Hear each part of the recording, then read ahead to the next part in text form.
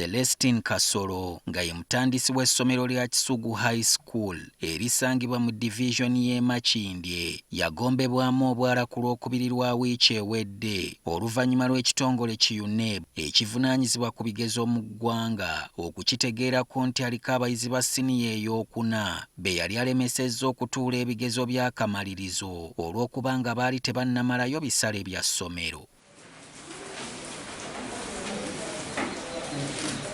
Lwaleero agasimbaganye n'omulamuzi wa kkooti esookerwako e Makindye yadde Luyiga n'amusomera emisango 12 omuli n'ogw'okutaataaganya enteekateeka z'ekitongole ki UNEB. Waguddwako emisango 12.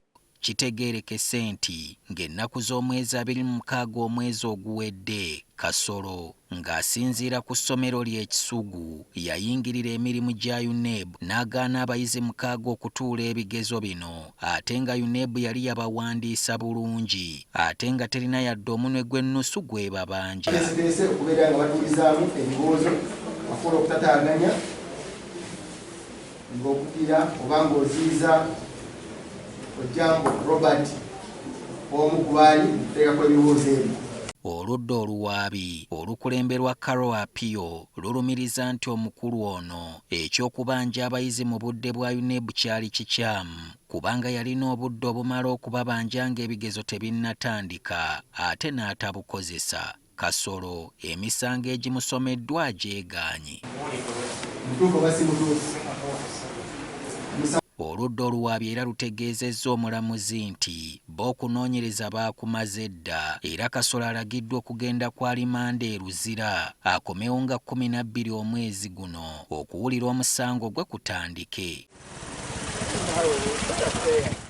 Mu ngeri y'emu n'omuvubuka Abdukarim Seguya eyeeyita Fresh Karim nga yasinziiranga ku mukutu gwa TikTok n'ategeeza abantu nga bw'alina empapula za UNEB ezigenda okukolebwa naye asomeddwa omusango ogw'okuguza abayizi ebigezo mu bumenyi bw'amateeka ate nga nabyo bikyamu. Seguya ye tasumbuye mulamuzi akkiriza emisango egimuvunaanibwa era omulamuzi n'alagira nti naye atwalibwe e Luzira akomewo nga 17 omwezi guno ensonga ye balabe bw'eggwa.